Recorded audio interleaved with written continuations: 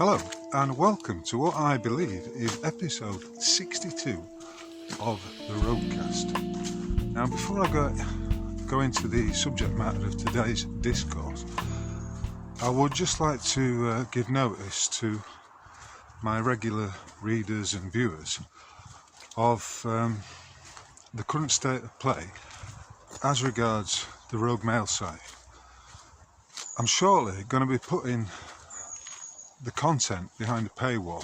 Whilst this may surprise some people, I think it's become necessary.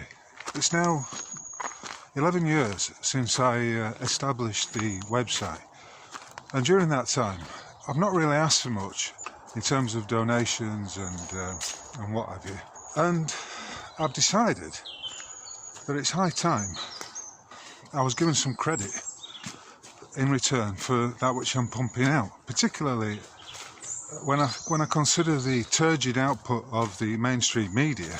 I think it's only fair that credit is given where credit is due, and therefore that will give me the opportunity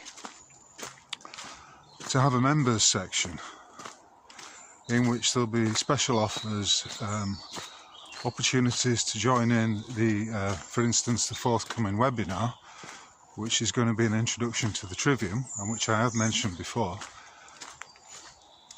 And there will also be, all being well, there'll be opportunities to buy some merchandise, for instance, Rogue Mail t-shirts and hoodies, etc. So that's the latest news. There'll be more on that as and when I've established it. In the meantime, I would like to thank all of those who have bought me a coffee or several, and also my 4 paid subscribers on Substack. Hello to each and every one of you, and thank you ever so much for showing your appreciation. This week I put out an article which is once again on the subject that very few podcasters, writers, and certainly hardly anyone, if at all, concerning the monetary system, or perhaps, as we should make it perfectly clear, the credit system, which is pretty much all we have. Now, on that subject, let us consider the nature of the notes that we carry around in our wallets. Those notes may be of any denomination: £5, £10, £20, even maybe a £50 note, although I have to say I haven't seen one of those for some time.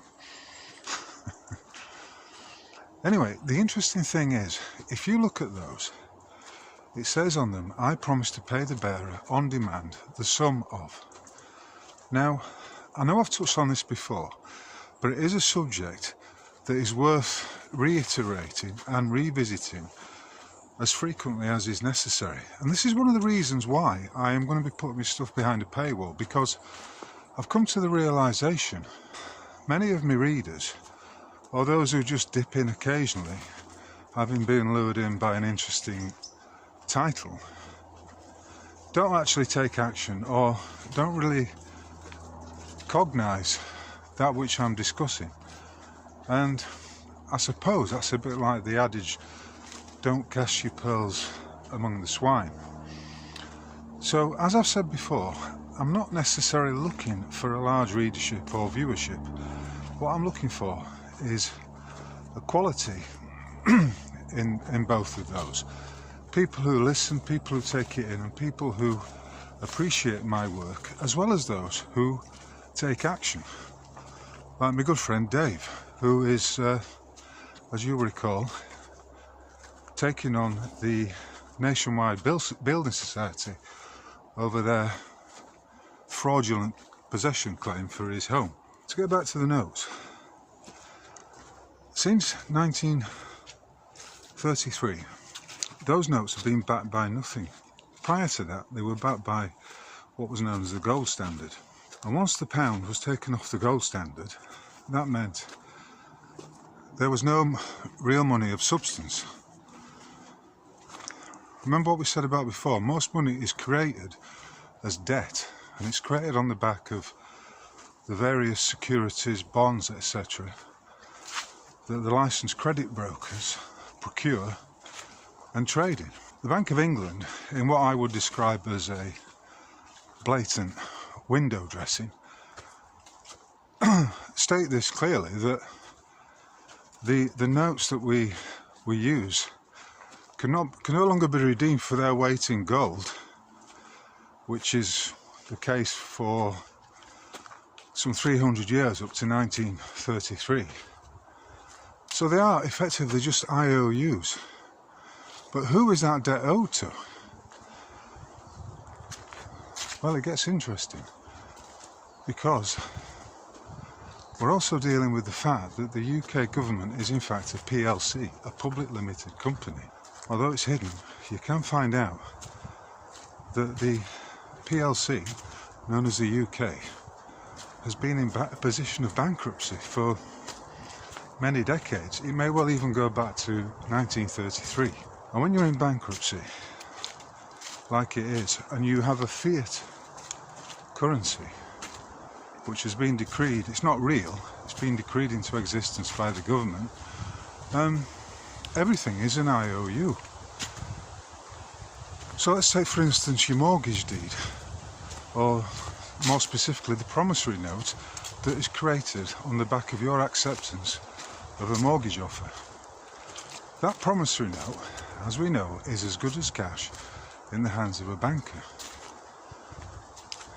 The note, remember, is the promise to pay. And you could argue that mortgage deeds, etc., are perhaps only the really genuine IOUs in existence, although strictly speaking they're not an IOU. But nevertheless, the value of the promissory note attached to a mortgage is pretty much the full value of whatever the house costs to buy. But that represents a credit that the bank owes you. Not that you owe the bank, and this is the sleight of hand. This is why I say the Bank of England is engaged in window dressing, for it does not reveal the full aspect of these transactions. In other words, the bank owes you. No loan has been created, only an extension of credit. The deposit of the promissory note is in fact a liability on the other side of the ledger, the side of the ledger or the accountancy side that you never see, that is hidden from you. So from that, we could easily state, if the country, let's just say the United Kingdom PLC is in a state of bankruptcy, okay, that the fiat currency is essentially just is utilising a series of IOUs. The only real money perhaps are the coins that you may have in your pocket or in your purse, but at least they are of some material value. When there's no real money of substance, as is the case in 2024, I mean, you could argue that gold and silver sovereigns remain units of currency. They represent real money. They are real money because they have material value. But for the purposes of this discourse, I'm not going to talk about silver and gold sovereigns or bullion. I just wish to focus once again on this issue of what the Bank of England openly refers to as IOUs. If there is no real money and there's no real debt, what exactly is the situation we're dealing with here? But when we actually dig down into it and we analyse it for what it is, it becomes remarkably straightforward. This is why Lord Denning famously stated that a promissory note or a bill of exchange is as good as cash in the hands of a banker. So let's remind ourselves, all he has to do, the banker, is deposit the instrument, whether it be a bill of exchange or a promissory note, in an account in order to stream a line of credit. That line of credit is then falsely represented to the the individual who believes he's getting a loan is falsely misrepresented, switched back at him as a loan, when in fact it's not a loan at all. So the question is, given the fiat currency system which we have, and the fact that there is no real money at all, how can you possibly pay a debt? It's an absolute illusion. You can't settle a debt with debt notes, which of course is demonstrably what IOUs are. IOUs are, by definition. It's a debt note. So it's one gigantic and elaborate pantomime, in essence, that was going round and round. And the illusion is that you are actually paying, but you're not paying anything, because all you're doing is passing over an IOU. So it's demonstrably, logically, reasonably correct to state that we're going through a charade. Every time we think we're paying, we're not paying. And I had a bit of a realisation this week from listening to the man known as the Greek, who stated quite clearly, and he's correct as far as I can tell, that when we pay for something, pay is the wrong expression. What we should be saying is that we are settling the matter. So to get back, for instance, by way of illustration, you will recall that my friend Dave tendered a promissory note made payable to bearer in a good faith gesture as a means of settling and closing his mortgage account. And that is accurate. He's not paying anything. He's simply using the same species of currency with which the purported loan was created in the first place. And the correct terminology is, we are settling.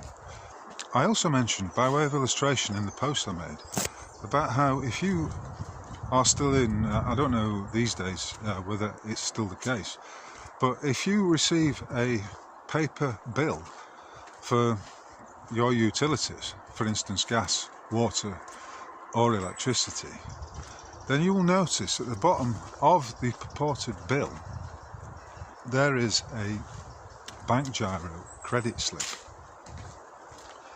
Now most people would regard that as a paying in slip that they have to fill in, date and sign when they tender what they falsely believe is a payment.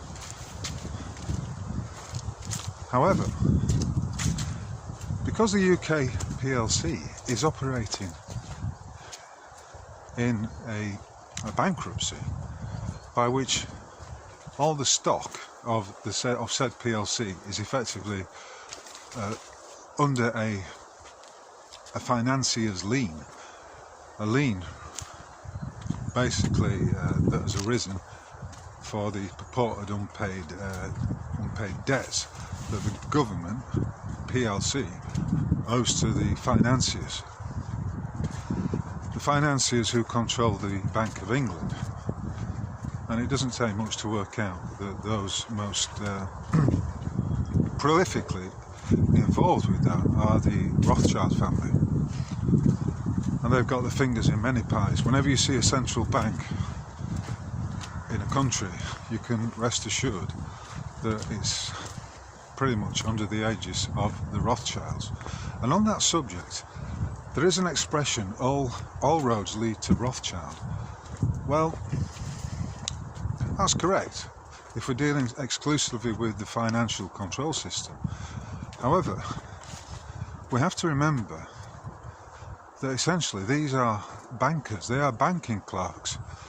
They are the ones who operate as the tellers and the well, just the bank servants to the real aristocracy. In other words, the global crime syndicates whose operations go back hundreds, possibly even thousands of years. So in that sense, the Rothschilds, the House of Rothschild is just that. It's a banking fraternity. I also mentioned in that article that the Rothschilds are indeed Freemasons and have been for a number of centuries. But we'll put that to one side. We cannot pay a debt with a debt. So in bankruptcy, as I said, the population of we'll just deal with the UK for now, but it applies to pretty much every so-called country or corporate entity masquerading as government around the world. The surety for the debt is the population, the peoples, the individuals who are registered at birth. And remember, the entire trick is to get you to accept that you are a franchisee of the PLC, and they do that through the birth certificate. However, I would add that because there is never any full disclosure as to what's truly going on, and if there were, you might well ask, well, would the mother act as an informant and sign over her offspring to what is a demonstrably criminal state or corporate entity masquerading as a state? And I don't think people would if they knew it. But we're living in times in which people are being dumbed up. And this brings me back to my point that I made at the start, because really, there's no point in anyone reading my articles or listening to my discourses if they're not going to take it in, if they're not going to be cognizant of exactly what I'm talking about. Hence the expression, don't cast your pearls in front of the swine. And some people might say, well, you're just being an intellectual snob, or you can't say that, it's very condescending. Well, after 11 years of writing articles and producing 62 roadcasts, I think I'm in a position to say just that, exactly, because that is exactly the case. So nobody wants to talk about the fact that we don't have there's no lawful money, at least in the public realm, because we're all operating as franchisees of a criminal racketeering organisation known as His Majesty's government, as perhaps best personified by the current figurehead, who is but the latest in a long line of incompetent puppets who have been placed into that role, and who invariably seem to be offered up as scapegoats or as ritualistic sacrificial victims in what may well be ultimately some kind of bizarre occulted humiliation ritual. The key point today is that you cannot pay a debt with a debt. So to get back to the issue of the bank giro credit slip, remember, we're operating in a credit system. The money that we have the cash that we use is simply an IOU. The alleged debts are not debts at all, but credit extensions misrepresented as such. Bank giro credit slip that is attached to the bottom of one of these purported bills is but another example of that. It is exactly what it says it is. It is a credit slip. Or, if you prefer, it's a negotiable instrument that, regardless of whether you make an additional payment, and if you do that, it's called double dipping, because effectively whichever licensed collector of the purported debt is, they are getting paid twice. Because remember, and this is another key point, it's all been paid for anyway. If the country, the PLC, is in bankruptcy, all the gas, all the electric, all the water has been already paid for. Any alleged debt is simply a matter of false accounting. Simply put, should you be in receipt of one of these paper bills, then all you have to do to settle and close the matter, to settle the balance, is to fill in the bank giro credit as if it were a cheque. In other words, you date it and sign it. And in a system of bankruptcy, such as we are currently wallowing in, it's your signature that creates the credit.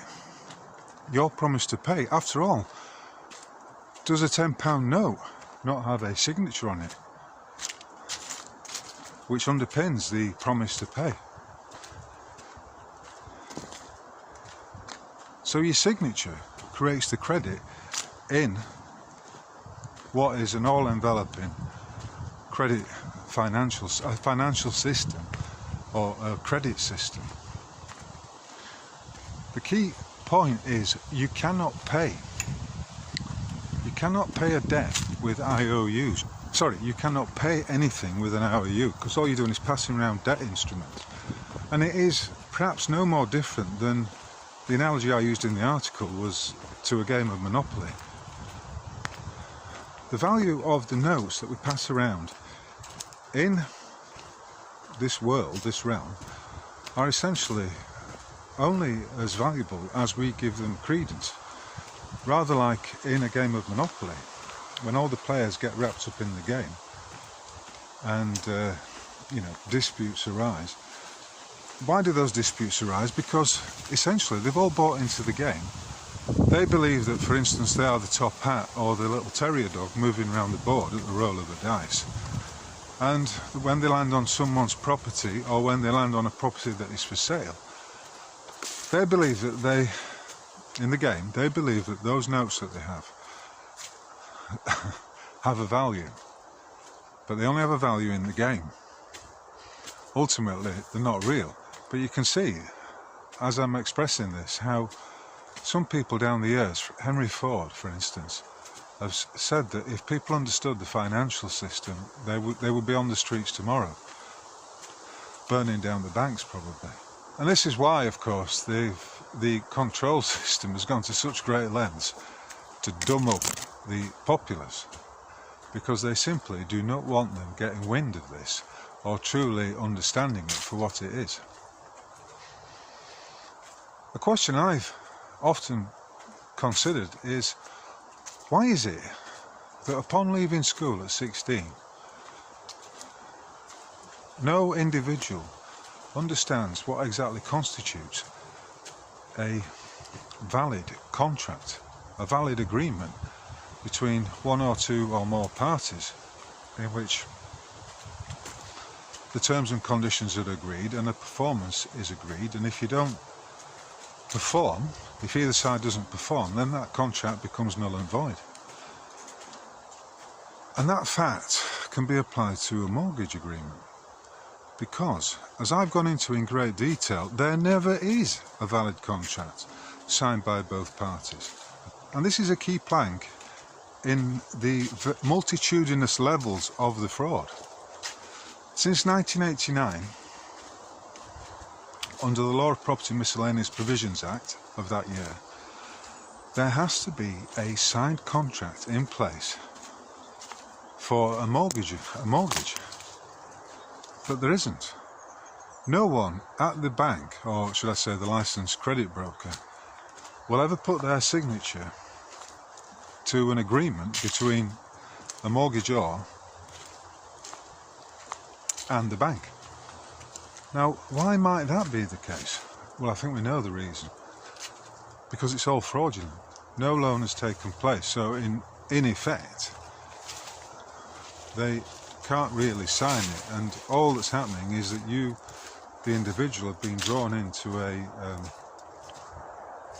nudum, I think it's called nudum padum, which is just Latin for a naked contract.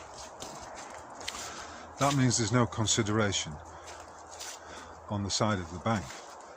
All they've done is extend your credit, created figures in a computer or digital account, and transferred those figures to another account in order that the house can be purchased. But essentially what they've done is just they've pulled a veil over the entire exchange and then pretended that a loan has taken place. And this is what Woodrow Wilson was opining on back in the early 1900s, before and around the formation of the Federal Reserve. And the Federal Reserve, lest we forget, is neither federal nor a reserve. So it's just one great big monumental mountain of fraud, whichever way you look at it. So we need to stop saying that we've paid for things, and we'll be better placed to say we've settled the matter. Now, to get back to Dave's case, as I've said before, the district judge went ahead and issued a summary judgment which was granting possession of the property of Dave's house to the Nationwide Building Society. However, that order was misconstrued on the simple basis that the facts of Dave's affidavit were ignored, as was the salient fact that he has effectively settled and discharged the amount claimed by way of the promissory note. And I'm sorry if this is getting a bit repetitive, or I'm going over ground that I have I've covered before, but nevertheless it is worth repeating, because we've all been so brainwashed that it may well be too incredible for an individual to contemplate and get his head round. So I'll just keep reiterating it, and I'll keep banging everyone, every viewer, every reader around the side of the head with the facts of the matter. So it is important that we use the correct terminology. Settle and discharge, I think, is the most appropriate in Dave's case, but in most cases probably.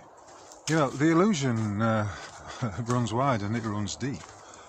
For instance, if you go into a supermarket, for example Asda, and you walk out with a trolley load of items and you've declined to go to the till,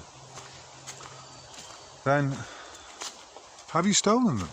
There's a strong case to be argued that no, you cannot have stolen them, because given the reality, the actual unassailable truth about the credit system which we all operate in and through, those items have already been paid for. And what you may be doing is simply, when you offer a card, a debit or a credit card over to the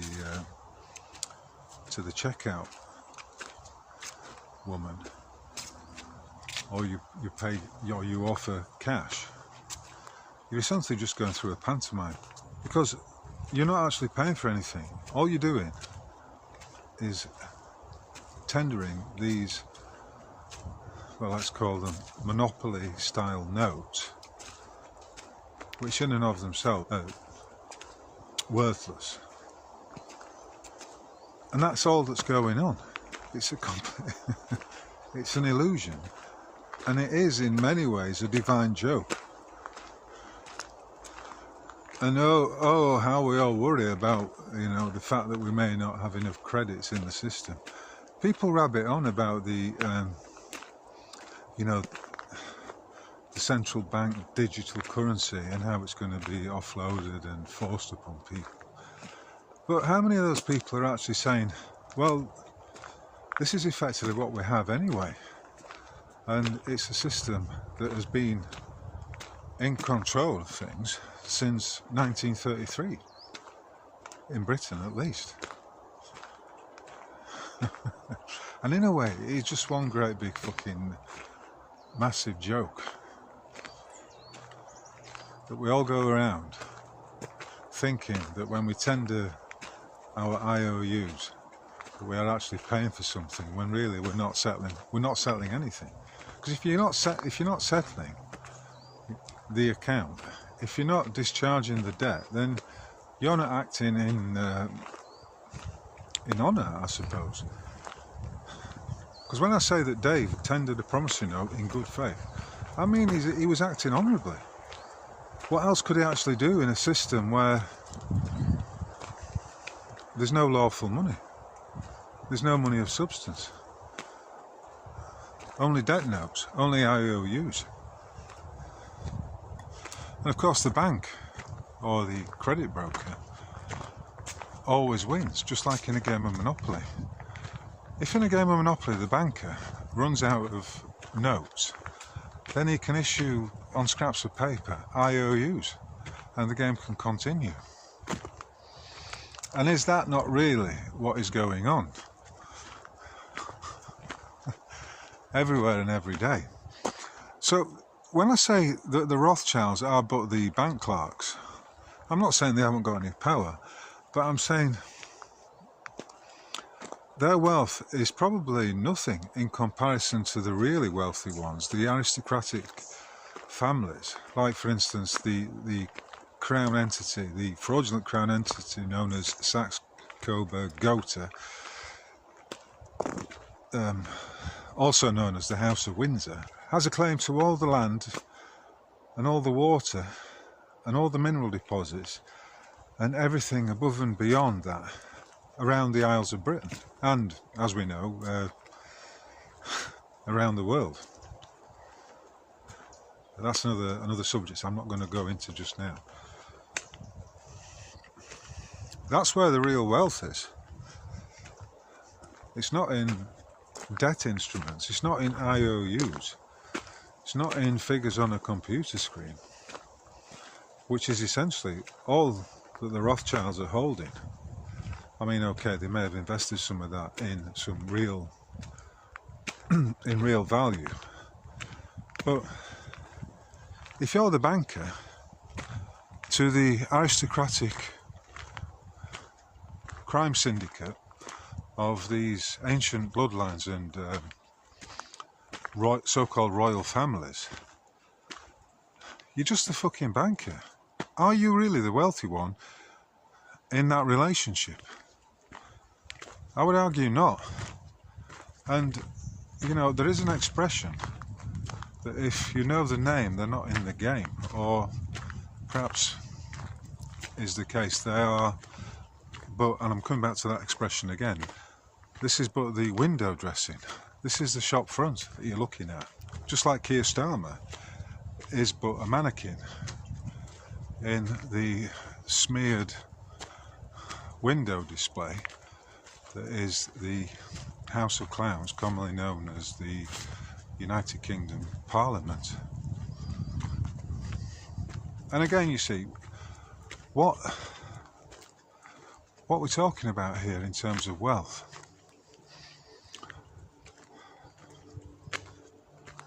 I don't regard the likes of Starmer or Lord Rothschild as being wealthy.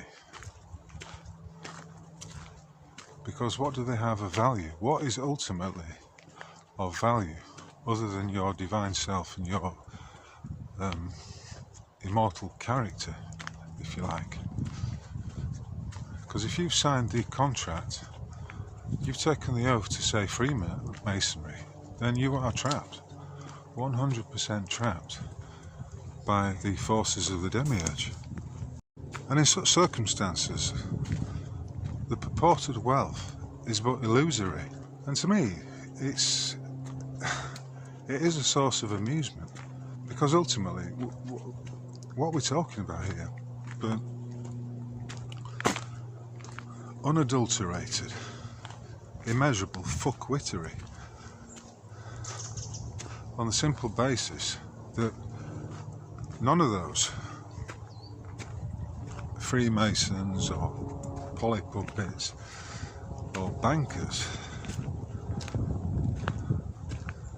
have any real grasp on the true nature of their immortal beings. And the thought did occur to me the other day that maybe those who've got in bed with the Demiurge, those who have signed the contracts or taken the oath or performed humiliating acts as part of some initiation ceremony have signed a contract with the demiurge that maybe condemns them to coming back, reincarnating time after time into these families in a kind of eternal loop from which they can never escape, and a loop which offers them only the illusory and ephemeral rewards of a system that is completely fake. I find it quite funny. And I'm sure some of you do too.